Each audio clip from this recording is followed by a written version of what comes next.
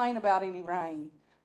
You're in for a treat tonight. We have David Pike from Witherspoon Roses, and I looked a little information up on him because I thought, I don't have anything to really introduce you tonight. This man married into the business, but he's been the president for 44 years of Witherspoon Roses. He has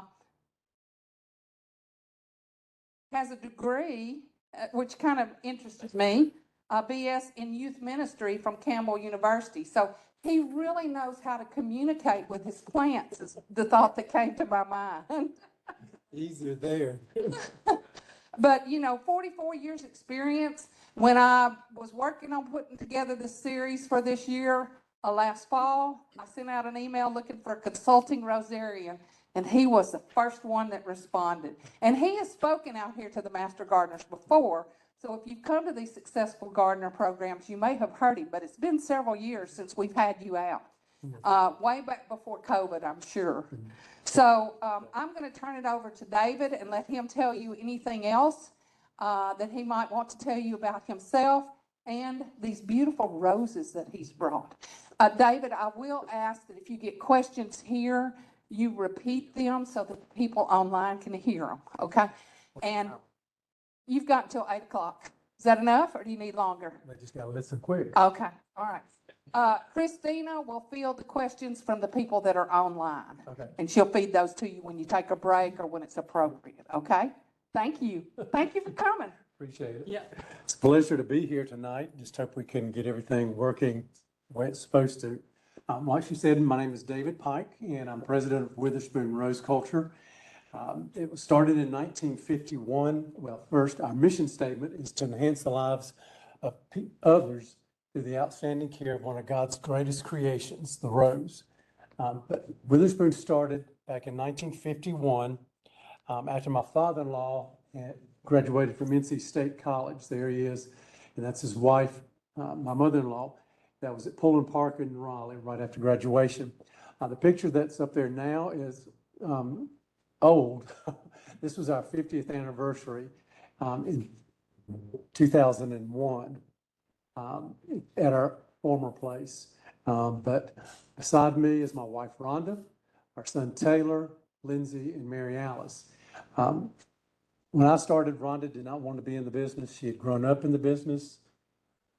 She didn't like getting paid 50 cents a mulch bag for cutting old blooms. She didn't see any future in it. So she said, no, I'm not going to follow in my mother's footsteps. A year after I started, she joined the business, moved her desk in beside her mother's, and worked alongside of us. All 5 of us were there for years until my in-laws retired. Today, our son Taylor is COO of the company.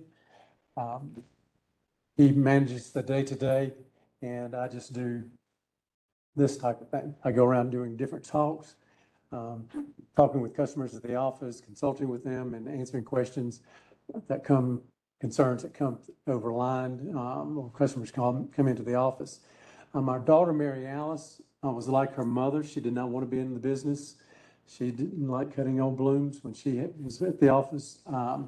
But after graduating from Liberty with a degree in kinesiology, there wasn't a lot of demand for her field, in her field. So she started working with us in 2010, and she's director of sales and marketing. And I've got catalogs here to hand out, and I've got some extra that we can leave for people who are online. But that is our catalog that has the roses that we are carrying. The best thing to do is, if you're looking for a particular rose, is to go online or to call the office, because of COVID, production was down for the last 2 years, and some varieties got cut at the last minute. We ordered things, and the last minute they said, no, you're not getting them. So there's some things that are pictured in the catalog that didn't come in. So best thing to do is to call and place an order that way, or ask for about a particular variety. The next thing I have, there again, I've got plenty, is our pocket guide for growing roses. And this is going to be our focus tonight, talking about being successful with growing our roses, the 5 essentials for growing beautiful roses. And one of the main things with roses is, yes, they do require maintenance. Don't let it overwhelm you. The main thing is it's consistent care. There is a lot you can do with your roses. But if you start off with a small garden, like 4 to 6 plants, you'll spend maybe 25 to 35 minutes once a week in your garden doing the maintenance. So it's not overwhelming. It's just that there are certain things that they like at certain times of the year. And knowing what those are and planning ahead, it makes your life a whole lot easier as far as being successful with it. On the back of your pocket guide, there's a maintenance calendar. And we're going to go through that very quickly this this evening, excuse me. It's not morning. And that will cover the general care, the things that you're needing to know and what you need to know now as far as this season. This is our new location. I don't know if y'all ever went to our Durham location.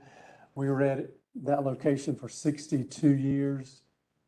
Asphalt, Home Depot, all these 2 different motels came up around us, and it's just crazy. And we were needing to do something with the buildings we were in. They were actually the house my wife grew up in, and her grandmother's house we were using as offices. And we couldn't bring those up to code and survive. So we bought a piece of property a mile away, and this was December of 2016, right before we moved in. It snowed. At the other place, we had a 2,000 bush rose garden. This one's much smaller, but it's more manageable. It's about 450 roses, but there's still plenty of roses there to see. You can walk through the garden anytime you're by our way, and can just stop and smell the roses like one of our granddaughters, like Lauren, is doing there. Excuse me. Back in 2002, just a little history about our company. My father-in-law passed away. It was August 1st of 2002. August 15th would have been his 82nd birthday.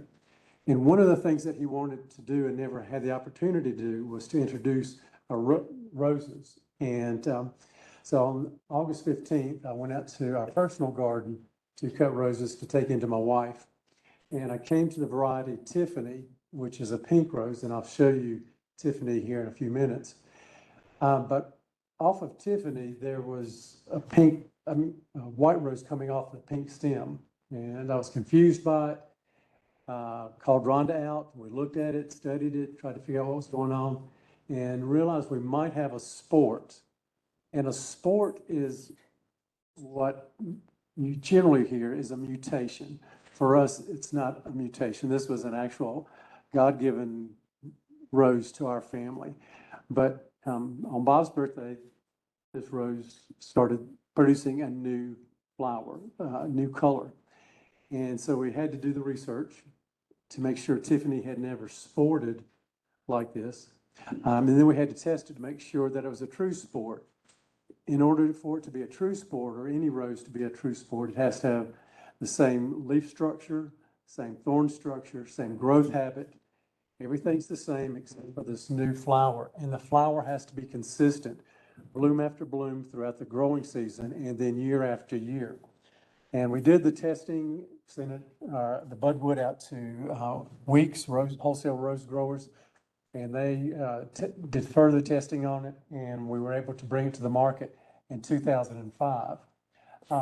We still have the mother plant at our house, and you can see this is Tiffany. Whoopsie, there's Tiffany right there, and blooming.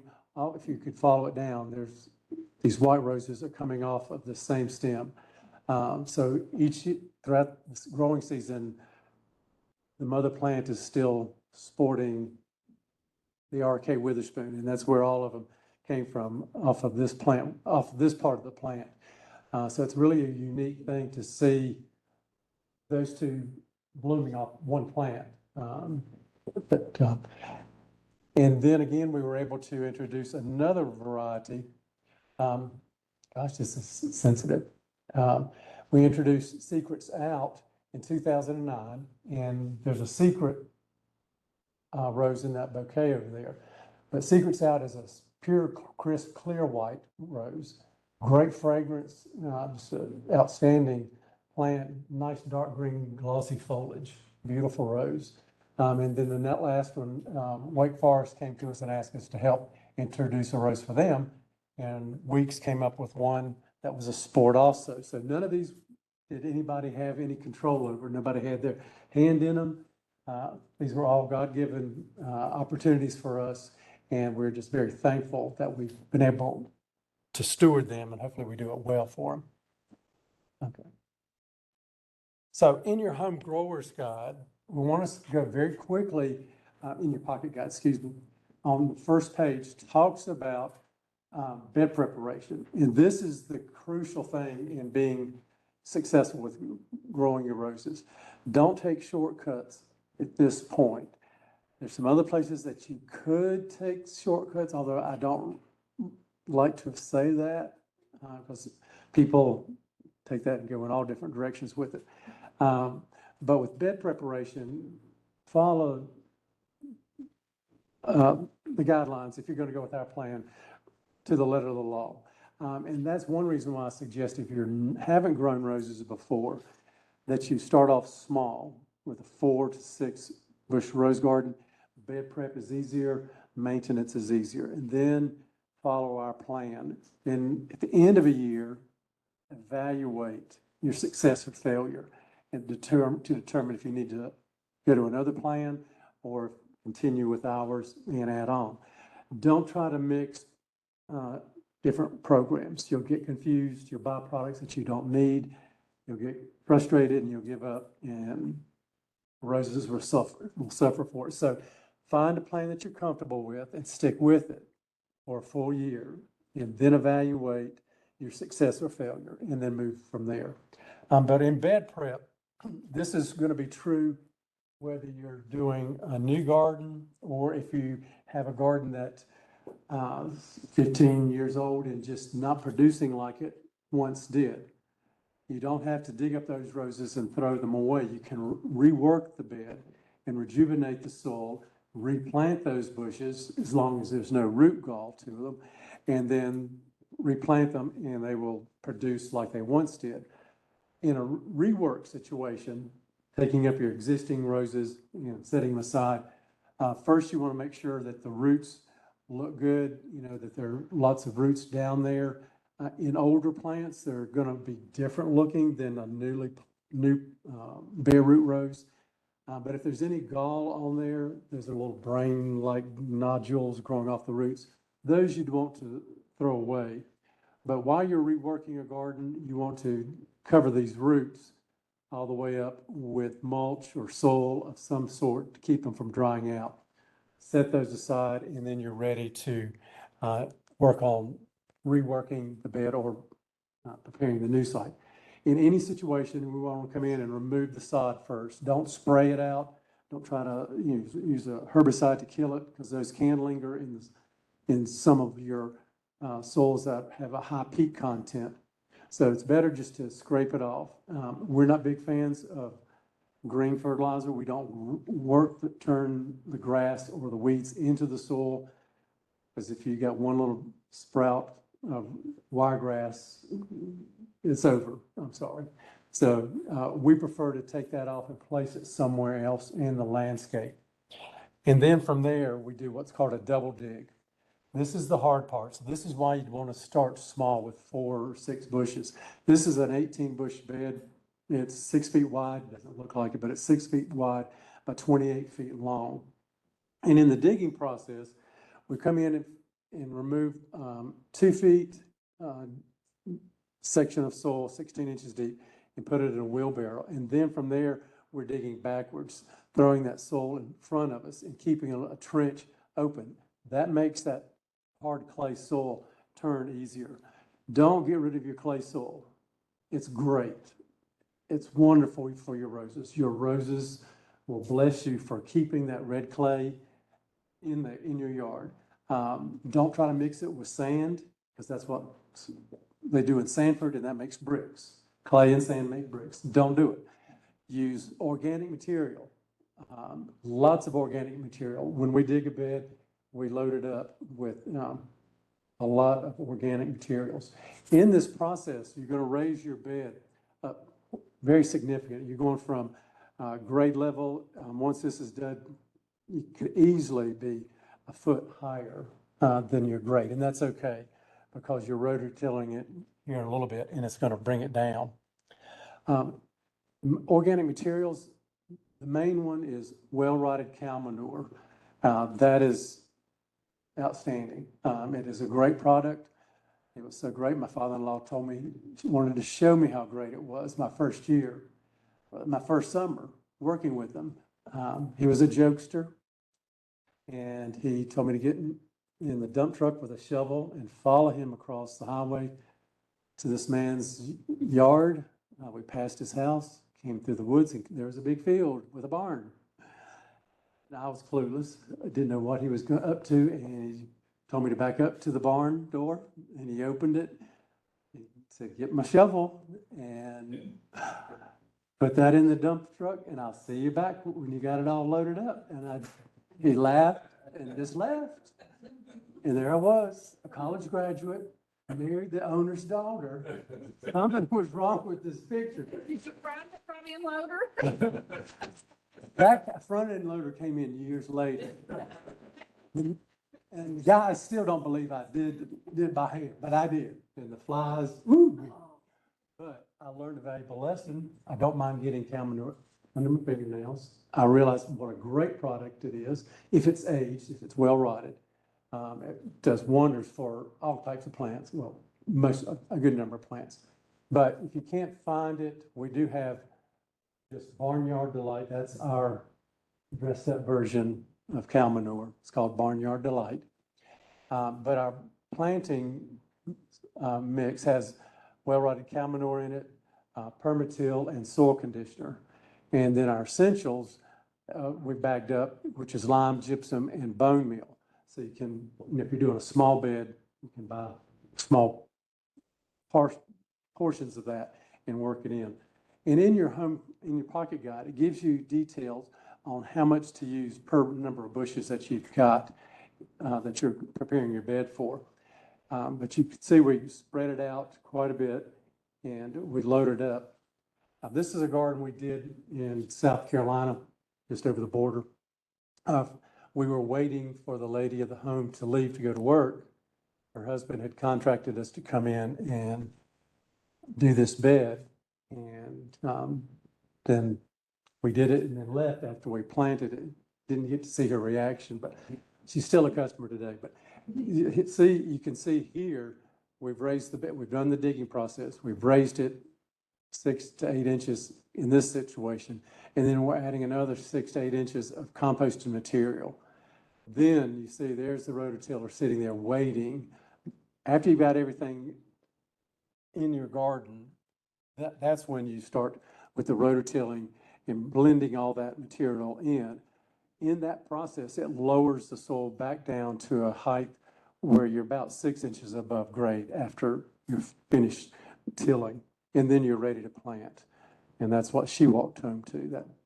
So it can, you can easily plant now potted roses throughout the summer as long as you have an irrigation system to make sure you can get the water to them. So don't be afraid that it's too late. There is still time to do that. But if you're transplanting, you're getting a little on the late side if you're transplanting bushes. But for a new garden, you still have time to do that. Any questions on bed prep? I know that was very quick on that.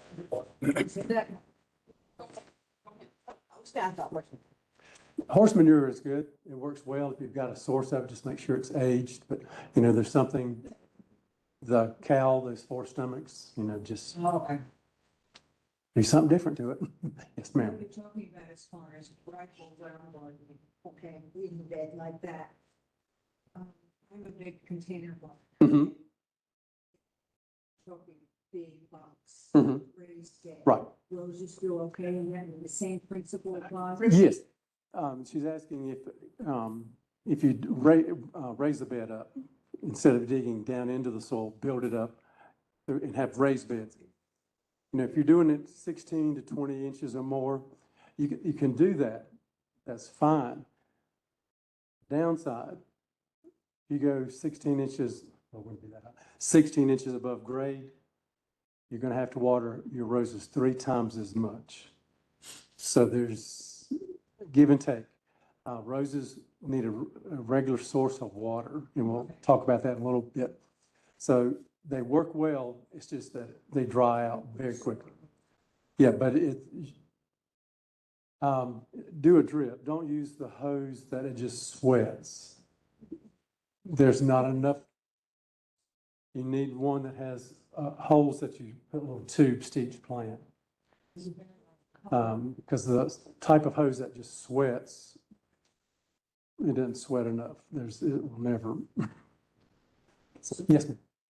So my question is about what you've used as mulch there. Is that wood chips at least? The question is, what mulch do we use? We recommend and like to use mini pine chips. Okay. The nuggets are the big ones, and these mini nuggets are smaller pieces. When we plant bare root roses, we'll use shredded hardwood because that holds moisture around the canes for a period of time until they can get established. But it breaks down so quickly that you have to replace it fairly often during the year. Generally with pine bark, mini nuggets, it's just a once a year type thing that you have to worry about. And it doesn't lower the pH like pine straw does. Pine straw lowers the pH very quickly. So you want to stay away from that around your roses. It's great around your azaleas. So the 5 essentials that we want to cover quickly tonight are dormant spray, pruning, fertilizer, water, and plant protectants. On the back of your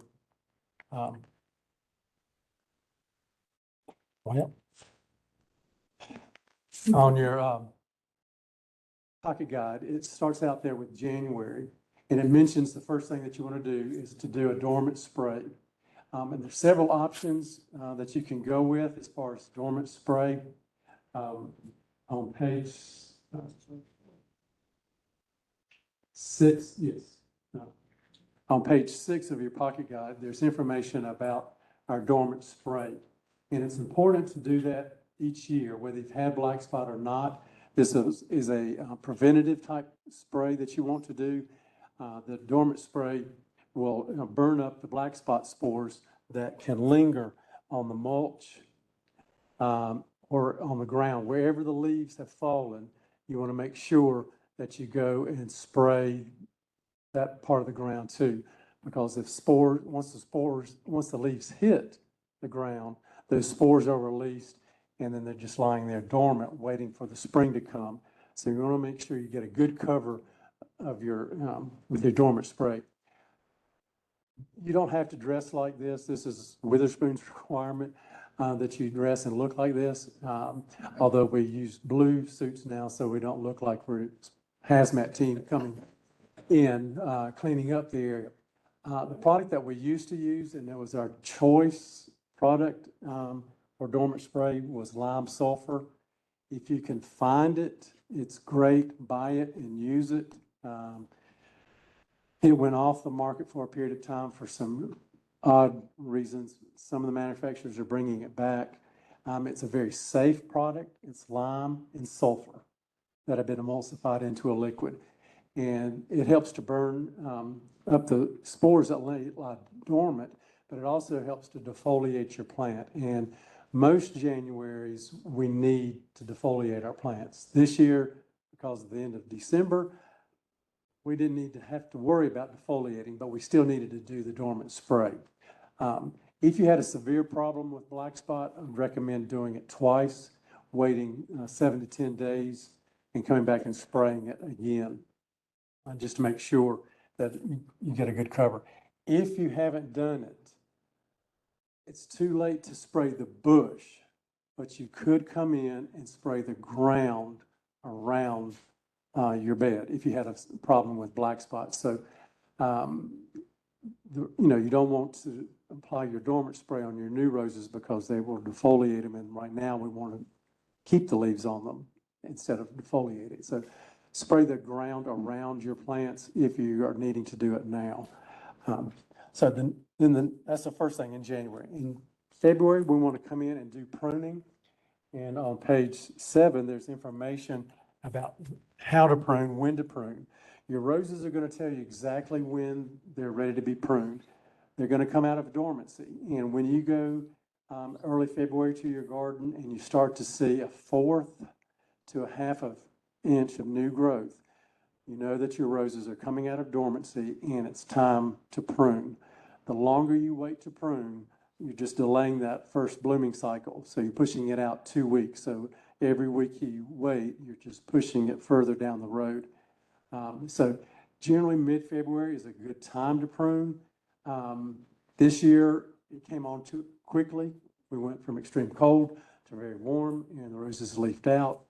And some people have decided not to prune because the roses leafed out so much and they don't want to cut them out. Don't do that, please. Go ahead and prune them now because you're going to have a lot of extra growth. Plants are going to be growing into each other, and you need to open up your plants, open up the center and allow good airflow, air circulation to come into your garden so that you can lessen your problems with insects or disease. In a normal season, normal February, you have this type of growth coming off of it, and you go from this look to this look here, going from 36 to about 30 inches in height on the final pruning.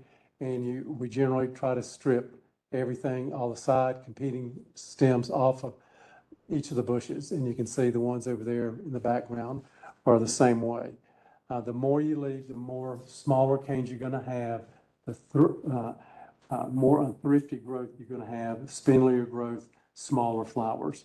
So try to go back to the strong, solid, firm canes and leave 4 or 5 of those in each plant. Now there's some varieties like some of your David Austins, they produce 30, 40, 50 canes. Abraham Darby is one of those. We have them at 3 of those at our house, and we go from 40 some odd canes. The guys bring it down to 10 each year.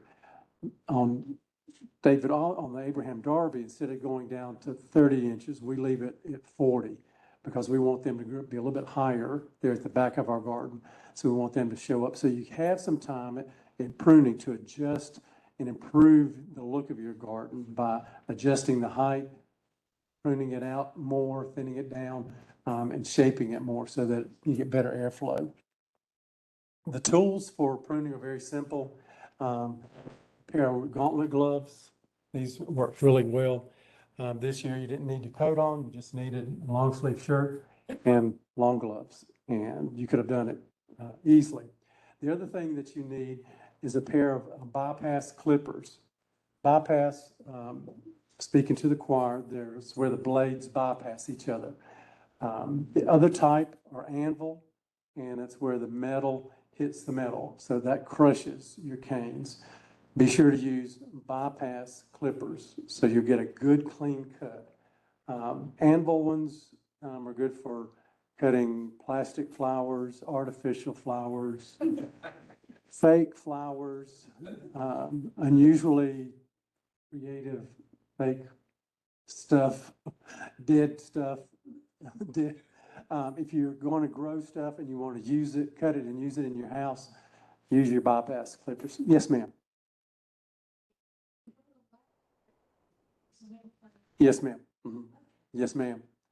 Yeah, they're going to slough off anyway. Well, the old ones will.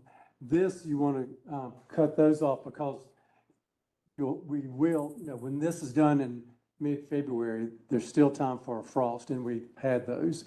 And so that's going to get burned off anyway. What we're doing is we're taking and slowing the plant down by about 2 weeks. So there again, we're putting it back into a more dormant state so that it will catch up with the season, hopefully. Her question was, do we want to remove the new growth that's coming out when you're pruning? Yes, you want to eliminate that. So that's the second thing that you need to do. Oops. And then the third thing is you want to it's fertilization. Roses are heavy feeders. They love a good supply of balanced fertilizer. There's several options that you can go with. If you have 4, 5, 6 plants, just get a big bag of 10, 10, 10. That's a very simple thing to use. And you use 1 cup per bush of 10, 10, 10. And you do that mid to late March, late May, and then by August 15th. So you'll need to be more hands-on. But if you have just 5 or 6 plants, that's not too much work to do. If you're looking at 20, 25, 30 plants, you might want to consider our fertilizer. It's a 2-in-1 fertilizer. It's a quick release like 10, 10, 10 and a slow release.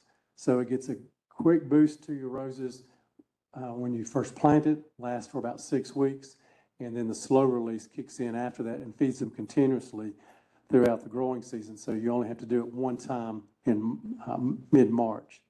So that's another option for you. If you have potted roses, if they're in containers on your deck, Miracle Grow, Peters, Super Bloom, something like that, every 2 weeks. That's a little bit more hands-on, but that's what you need to think in those terms because they're heavy bloomers. They're constantly in motion, either producing leaves or flowers. As soon as you cut the flowers off, then they're starting that cycle again.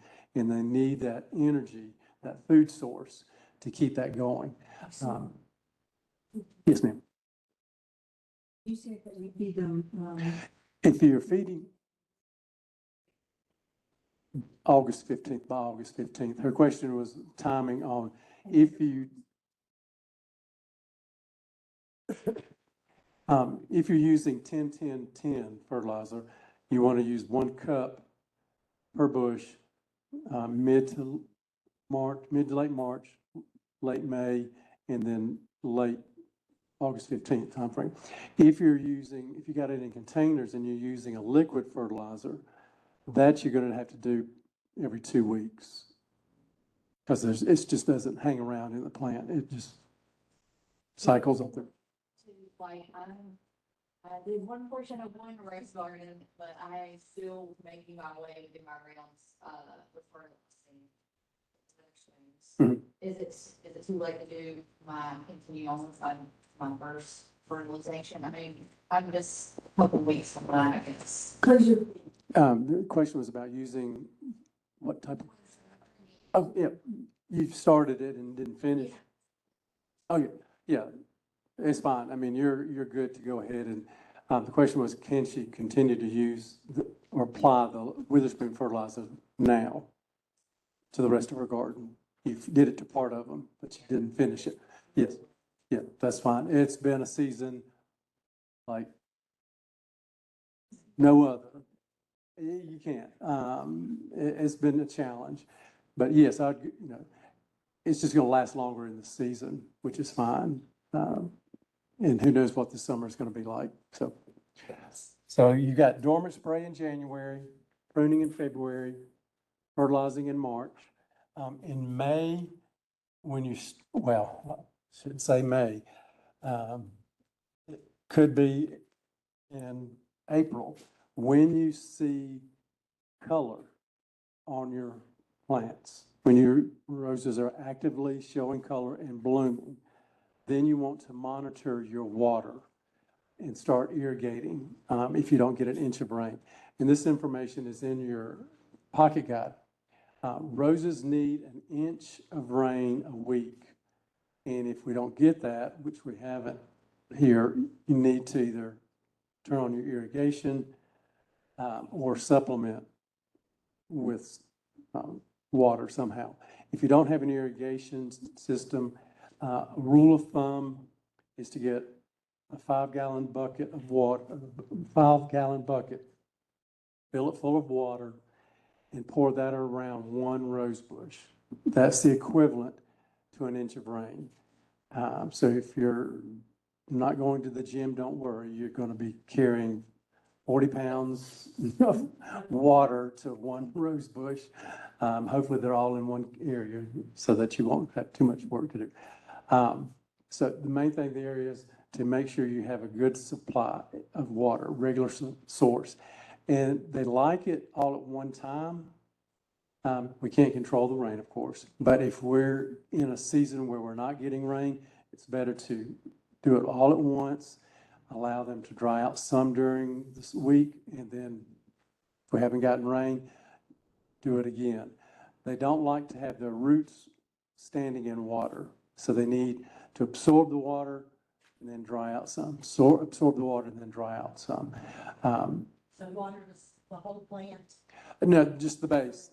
Just the base of the ground, around the base of the plant. Yeah,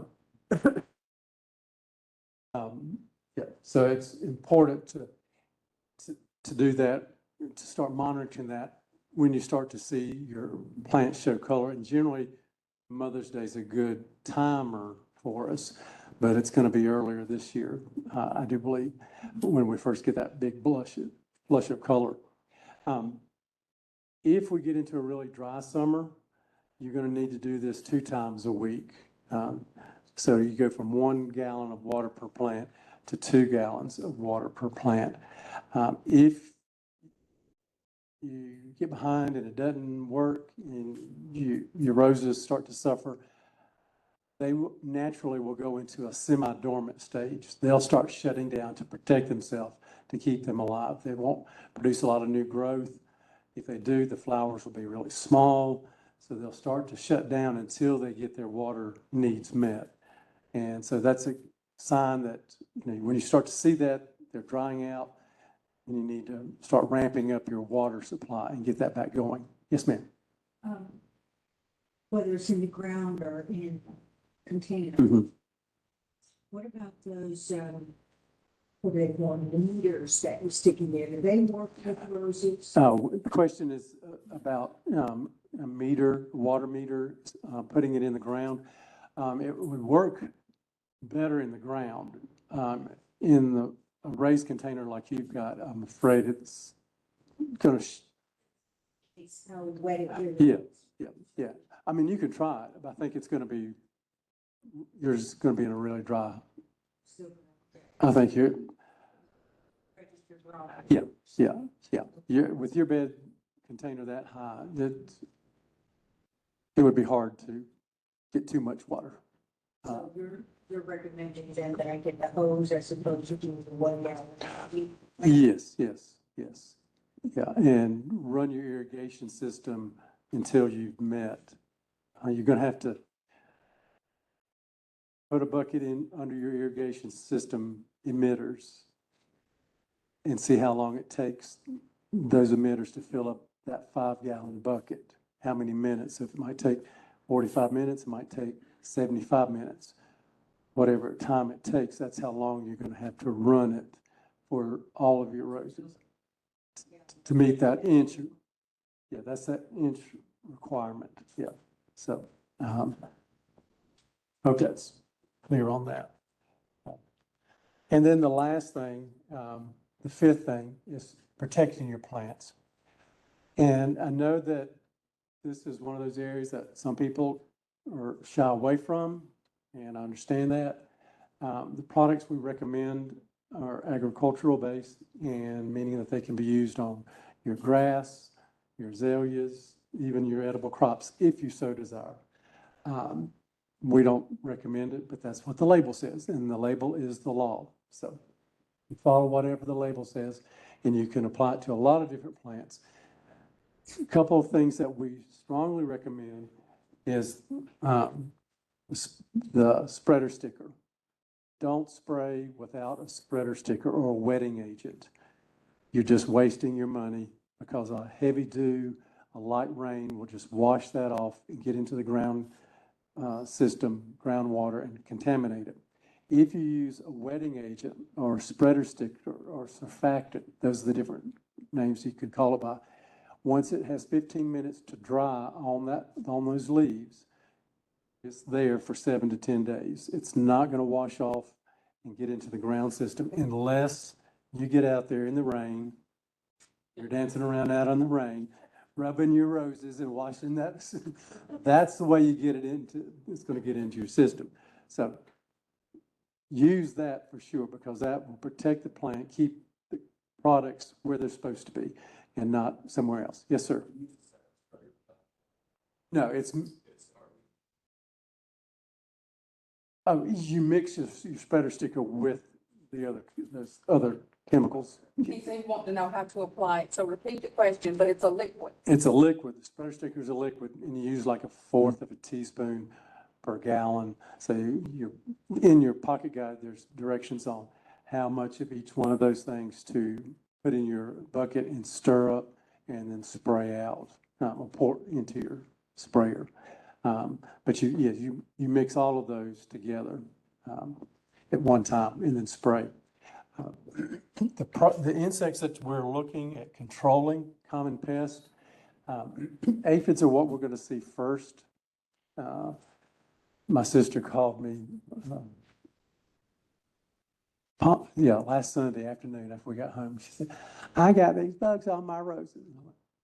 I sell for a rose bush. But I said, "Yes, you got aphids." She wanted to know what to do. So, yeah, it's that time. You can come in and wash them off. You're gonna have to wash them off regularly, a couple times a week. And eventually their season is short-lived and they'll go on. We generally will spray with an insecticide that's inside of your pocket guide for them. And generally 3 sprayings, and you've cleared those up, and then you won't have an issue throughout the rest of the summer as a general rule. Japanese beetles, they're on a 7-year cycle, so you might be at the bottom, you might be at the low point where you're not having many beetles, or you might have them just running out your ears. You might be at the top of the cycle, but they're in a 7-year cycle, so they're real high and they start to decline. Then when you have a low season, then they'll start to build back up. So you have this cycle going on continually. If you can keep your garden green, meaning keeping all the color off of your garden, you can reduce the numbers. You won't reduce the beetles, you'll just reduce your numbers. So we'll go in and cut our garden back. I get up very early in the morning, and I'll go out and cut the roses, like deadhead, anything that's showing any sign of color is either thrown away or brought into the house. And then my wife will do that during the day. And then I'll do it when I come home at night, so that we're trying to keep the garden as green as possible. The more color you have, particularly your whites, light yellows, the more you're going to attract beetles in. And then once they get in, they'll just go after everything. So try to keep as much color off of your garden. Some people have gone in right after that first bloom in May and cut their bushes back and allowed them to be just completely dormant type, just sprouting out new growth all over again during the beetle season. And then they rebloom and the beetles are gone. So that is an option to kind of time it. If you want to do that, just cut everything back after your first bloom and just allow them to start back over again. We don't recommend the traps. If you're going to do the traps, put them in your neighbor's yard, or somewhere else. It's a sex hormone that's in there that's attracting them in. And so if you got them anywhere close to the roses, they'll come in for that and then just bypass it and go to the roses. So, Excuse me. yes, ma'am. Beetle season. The beetle season is, how long is the beetle season? And it usually is mid-June to August 1st. My father-in-law always said August 1st. Yeah, every year. And this, with December being so cold, I was hoping it would be longer, cold period. So I don't know what to expect. There is, well, there are some that you can use. You can use them. They're like Merit is one that we use, and you apply it 6 weeks prior to beetle season, and you use it continually until they emerge, and it gets into the plant. It's more of a systemic, but you have to start applying it early. There are some other products that we recommend that you don't have to use it that often. We've gone away from 7, except in extreme outbreaks or when a customer is just over the edge and is about to lose it. We come in and say, okay, we'll do very light dusting with 7, but it kills good and bad insects. So you have to be so careful with that. We've noticed the last 4 years at our property at home, our numbers have gone down, but we've watched crows start at the front of our property. We're on 11 acres, and each year they start walking across property, front, across sideways and back to the house and back to the backyard. And they're eating our grubs, but so we're thankful for them. It's just a little odd to see a bunch of crows come in. And we're just trying to figure out how we can train them to go to customers' yards and help, because I didn't know they did it, but they are going after the grubs as they're emerging up. So we're seeing something new every year. As far as mites go, though, you have to use a miticide for them. They're harder to deal with. You usually see spider mites when your garden is dry. So if you create an environment that is very moist, they don't like that and will go to other plants in your landscape. A simple, it's not a fix, but just to help get some control, if you start to see the spider mites and they attack the bottom of the plant, is to come in and wash with high water pressure the underneath side of the leaves, and you can wash those off. But you have to keep doing that and creating a moist environment. We've had good success with releasing predatory mites in gardens. We've done that for years, releasing good mites that eat the bad mites. And if you can get a handle, get a source of them, that is an excellent way to control your mites, because miticides are just outrageous in cost. So predatory mites work very well. Do the good mites have white hats on? Definitely repeat that. Do the predatory mites have white hats on? We can't you really can't see them unless you get a microscope. They are extremely small. Some of the diseases are downy mildew is one, but that used to be a greenhouse issue, but it came out of the greenhouses in California in the mid-'80s and spread across the country. One thing about our area is the heat. When it's over 85 degrees, it burns the spores up. So you might have it for a period of time, of a brief moment, but then summer kicks in and it's not an issue for us. Downy mildew, the downside on it attacks the new growth, the top growth. So you might have to sacrifice some buds because of that. Powdery mildew is, like it says, it's a real powdery look to your plant, and generally in the fall of the year, although we can see it some early spring, but it's generally a fall type disease that we have to worry with. Black spot is the main thing that we deal with, and it starts off with a single black spot on a green leaf, not a brown section. I don't have a good picture of that, not a brown part of the tip of the lid. Sometimes you'll see your roses and this will be a brown wedge. That's not black spot. That's nitrogen inversion, meaning that haven't watered enough. The nitrogen's puddling at the end of your petal, end of your leaf. But black spot starts as a distinct spot, gets a yellow halo, and then it will spread and spread if left untreated. Spraying up underneath the leaf is how you will control that. You can't just spray the top. You have to spray the top and the bottom of that leaf to gain control.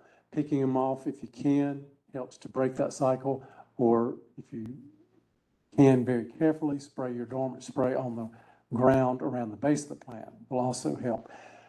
If you had having a problem with it, I would recommend getting on a very tight spray schedule, spraying every 7 days, like every Saturday. Then once you start to see black spot improve and go away, then you can back off to every 7 to 10 days. If you don't like spraying, you can go to 10 to 14 days. But this is like medicine. My mom, when she was alive, she liked to take the medicine the way she wanted to take it. And I would tell her, Dr. Pike, how did you learn this? And she said, I just don't want to take it the way the doctor says to do it. I feel bad. So you can do that. You can treat your roses that way, and you're going to have some black spot issues. But you can you can correct that and gain control of it. Yes, sir. Is copper? You can. He's asking what the dormant to control black spot. What do you use to control black spot? You can use copper, but it burns early. You can use sulfur, but it burns early. And you have to be careful. Some of your metals build up into the soil, so you have to be careful. We use Captan and Thymel. It's in the pocket guide. Captan is a contact fungicide, so it will knock down any active spores there. Thymel is a systemic and will provide control for the next 7 to 10 days. Oh, I didn't talk about rosette. Do y'all know about rosette?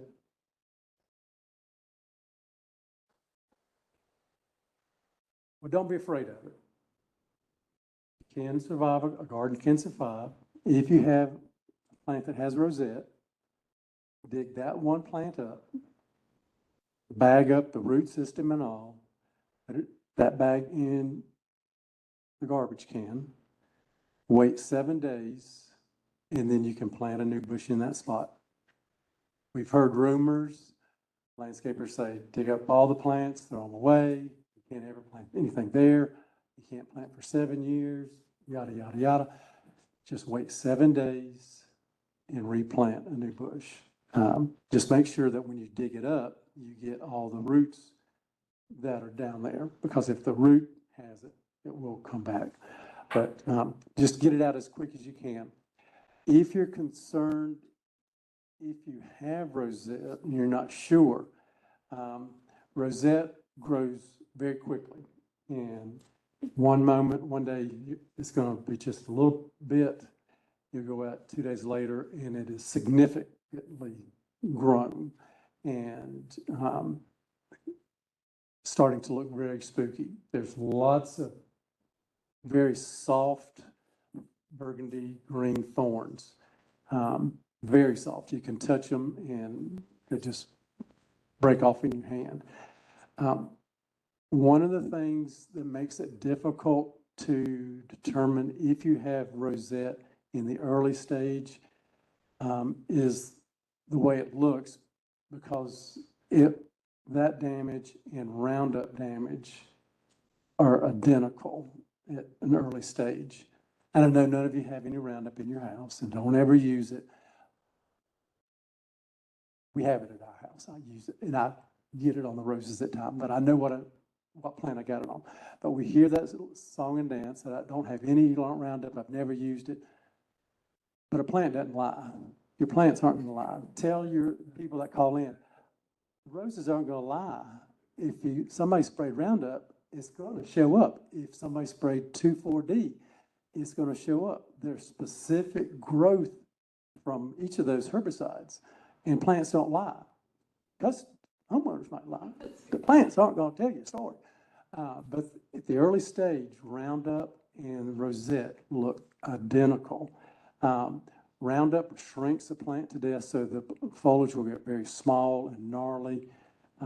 With Rosette, the leaves get very big and the flowers get gnarly. So, and it will just generally starts off in one cane. But if you have questions and aren't sure, take pictures of it, close-up pictures, and send them to us, email them to us, and we'll try to help identify it before you dig up your plants. Yes, ma'am. One of the questions online was, has there been any progress on, I guess, curing that? No, yeah, there hasn't been yet any cure for that. Dr. David Bryan at Texas A&M is leading the charge. He's got a huge grant to try to come up with a solution. He's working with NC State, Cal Poly, Cornell, of course, Texas A&M to come up with a mite control for this. It's nothing new. It's been around since 1940. So it's, we've known about it for years, but some people are panicking over it more than others. Yes, ma'am.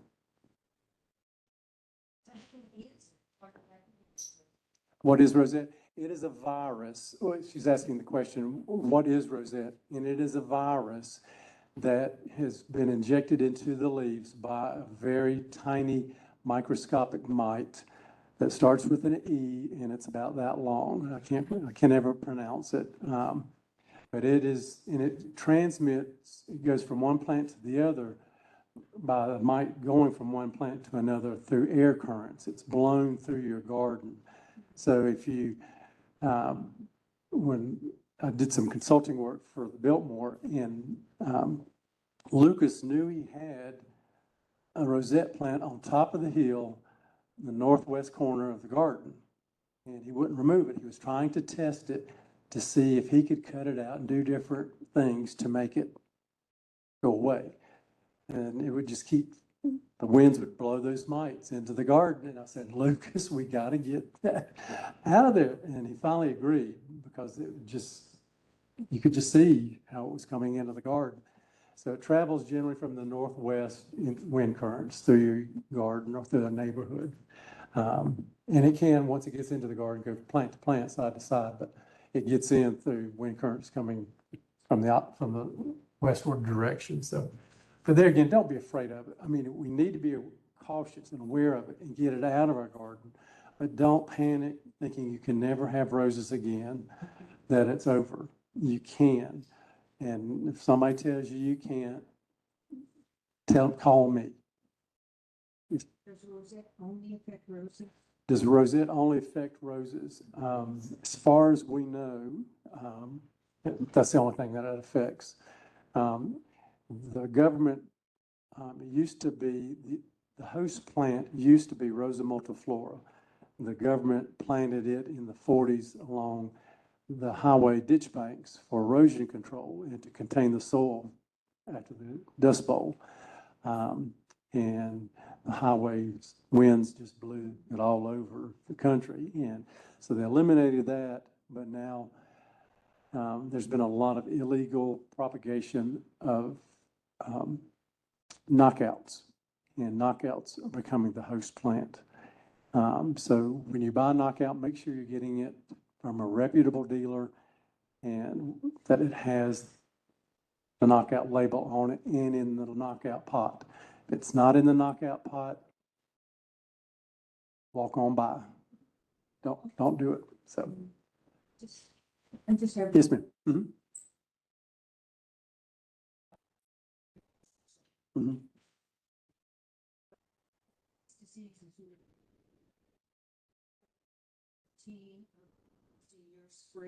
Take care of. Yes, yes. Question is, would our spray routine that's in our pocket guide control the diseases and insects that I've listed there? Yes, if you do it every 7 to 10 days. So we don't have to worry about getting something produced and something. No, and we mix it all together into one spray and spray it early in the morning And No, purple roses. my mother, when she was working, she had us plant 64 bushes in her yard. And I was going, Mama, don't do this. Because her idea of work was sitting at the beach with a book in her hand. She didn't like to do yard work, but she was committed to doing these roses. And I was amazed at my mom, how her routine on Saturday was to get up, go to Belk's, get her hair done, go to the grocery store, and then come home and spray her roses. And she blew me away how she was dedicated to do that. And she did an outstanding job. And when she got tired of it and asked us to do it, I was nervous because she had done such a great job all these years. And I was going, uh-oh. And she never had any problem with it. No, no. So if I get that, I'm gonna have roses like that. You can, you definitely can. Yes, sir. Witherspoon. What places sell our products? Our soil is sold just at Durham or Charlotte. Those are the only places that, but you can get things that are in the spray kit from a farm dealer, farm supply store. You don't have to get Captan from us or thigh meal from us, but we do have that. I know, ooh, we're late. Okay. Okay. Okay. Let's see. Oh, is it stuck to this side to be done? I got another slide. Yes, sir. Yes, sir. Okay. Is it a myth that they engineer old houses that smell like Indian? Have they engineered old roses, new roses to smell like old roses? Engineered fragrance. They have, what they've done, they're bringing fragrances back. They're hybridizing roses, fragrant roses with new introduction, to bring in a new introduction. They're taking fragrant roses and crossing them to keep that fragrance going or to increase it. David Austin took antique roses, real old roses, 1500, 1700 roses, crossed them with modern roses and introduced his group of roses, which are large shrub roses, but are very fragrant roses and act like modern roses because they repeat bloom. They bloom like your hybrid teas do. Excuse me. So they are aware that people want fragrance and are bringing that back as much as they can. Because in 84, they introduced Olympiad as one of the first non-fragrant red roses. And the reason they did that was because it was non-fading. With your fragrances, as the rose ages, sometimes it can cause the color to change in a way that people don't like. Like Mr. Lincoln, very fragrant red rose, but as it ages, it turns to this bluish purplish. And so they were trying to steer away from that and did away with fragrance, but people got upset, want fragrance. So they brought it back. So there you go. So y'all can do this. It's not rocket science. None of this is rocket science that you're doing, that we're doing. It's just being consistent with your rose care. This is a few of the roses that I cut yesterday. Now, here in the front, this big one right there, that's Double Delight. I'm a hybrid tea man. I like cut and bring inside. I love the big flowers, fragrance. We have a bunch of floribundas at our house. They're there. And they provide a lot of color, but they're not my favorites. This one is Double Delight. It's a white center, and in the tight bud, it looks very red, but it'll have that red ring around it. This is Tiffany right there, and this is RK. This is what came sported from Tiffany. It has the same form, and the outer petals look very similar, and the base of RK has this yellow blush to it. Both are very, very fragrant roses. This is Secret. This pink and white here is Secret. Our Secret's out. Normally is bigger. This is the only one that I can find today to cut. But they're Secret, and it's a pure, crisp, stark white. But both of them are very, very fragrant roses. This one is an oldie. This is Pink Peace. It's been around for years. Has a great fragrance to it. Another oldie. It's a very large flower. It's First Prize. It has a very tall bud and has big petals.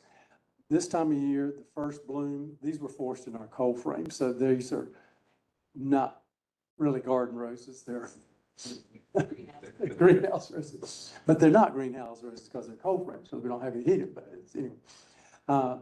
But in the spring anyway, they haven't had time to develop their full petal count. So they're going to open up a little bit quicker than what they normally would. I love this one. I love the orangey tones. This was Sedona. It's a fairly new rose. I just love that pinky orange color there. The red one in here is Veterans Honor. It is a gorgeous rose, and in the fall, it just gets huge. It does have a side bud to it at times, but it does very well. It doesn't have a lot of fragrance. It's one of the ones that they introduced to not be fragrant. Veterans Honor, just has gorgeous foliage, a nice big green foliage. This is, yes, I know it. This one's St. Patrick. I can get that name right off. That one's, okay, to come back to the Eternal Flame. Excuse me, that's what this one is. This lighter yellow is Eternal Flame. It's a tall growing, doesn't have a lot of thorns in it, which is nice. Not many thorns there at all. This other yellow one is St. Patrick, and you can see why it's called St. Patrick. It has that green blush to it. It loves the heat, so if you got a hot garden, it's going to love it. It produces extremely well in very warm settings. Is it fragrant? No, it doesn't have a lot. He has a sister that was introduced afterwards that has that same bud shape. It's apricot, but it has a green blush, and it's the variety Marilyn Monroe. It's the most fragrant that you think. Oh, what's the most fragrant? Oh, gosh. Chrysler Imperial would be one. Mr. Lincoln is good. Abraham Darby.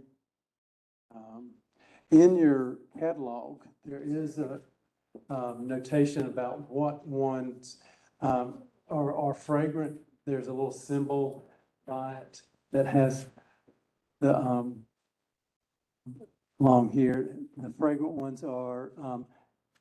has a little perfume bottle by it. So those are going to be your more fragrant ones. Generally, your pinks are very fragrant. Your yellows aren't as fragrant. Some of your oranges are very fragrant. This one is Neptune, lavender.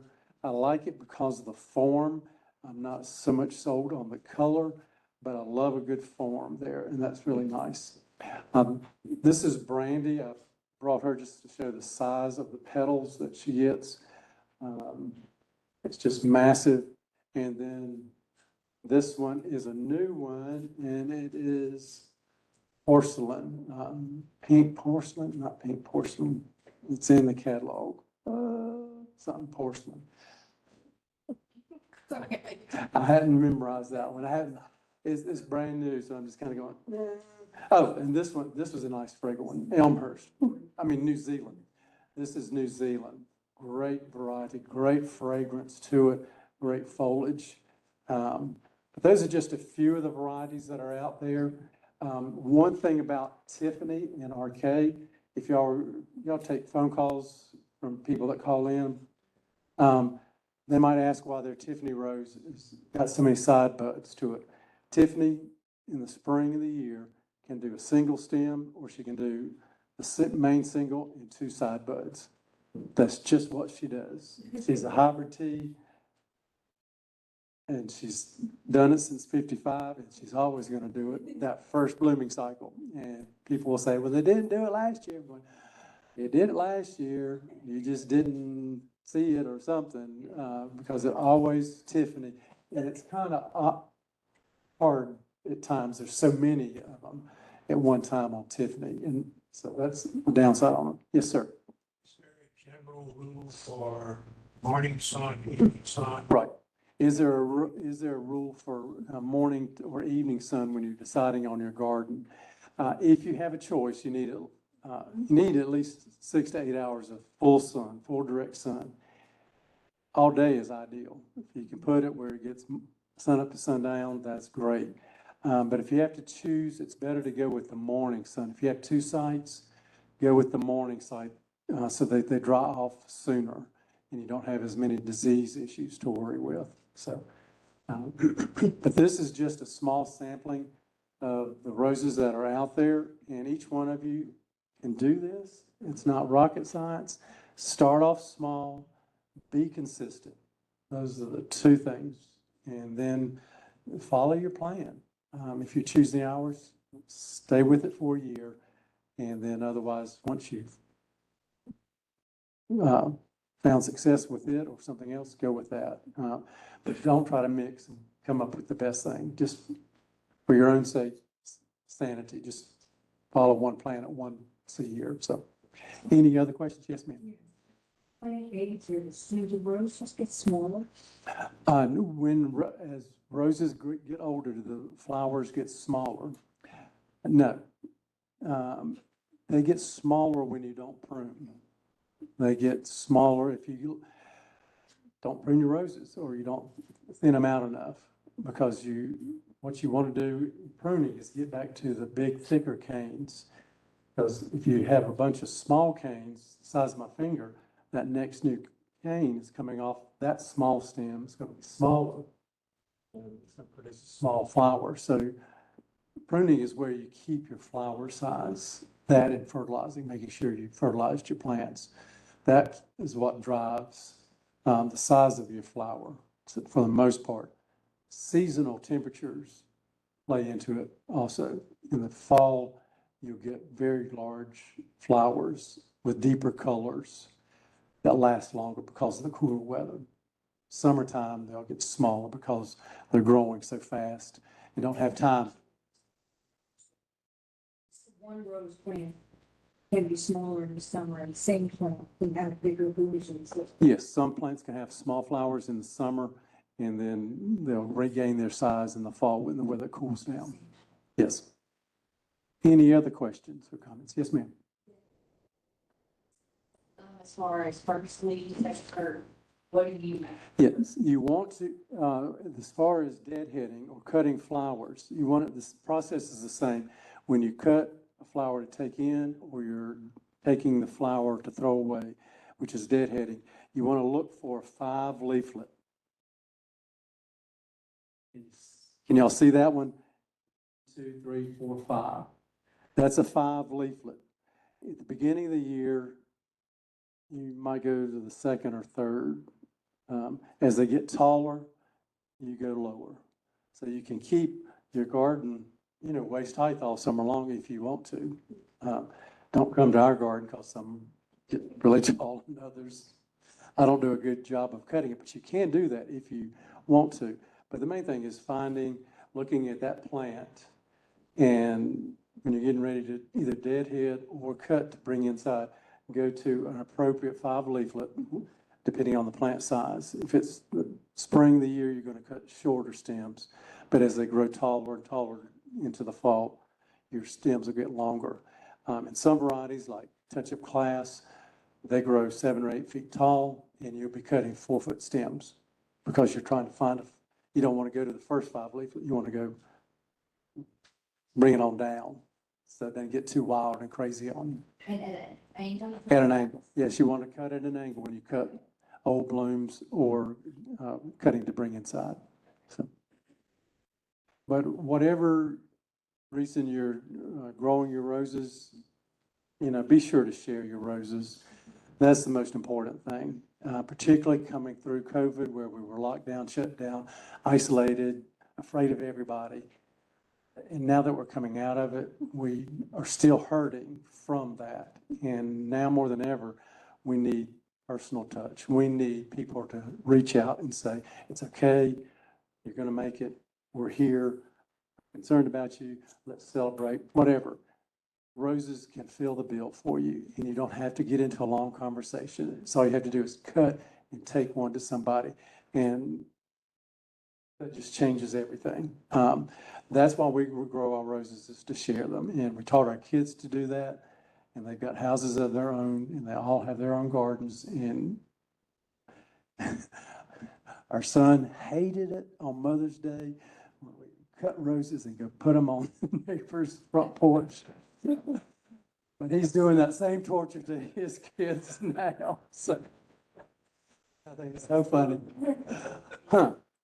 So it wasn't that bad of a torture. He realizes now as an adult that that's what they're there for. They're not for us to hoard or to keep to ourselves. They're to give away, to share, and to minister to the hurts and needs of our friends and neighbors around us. Share them at all costs. So thank you for, and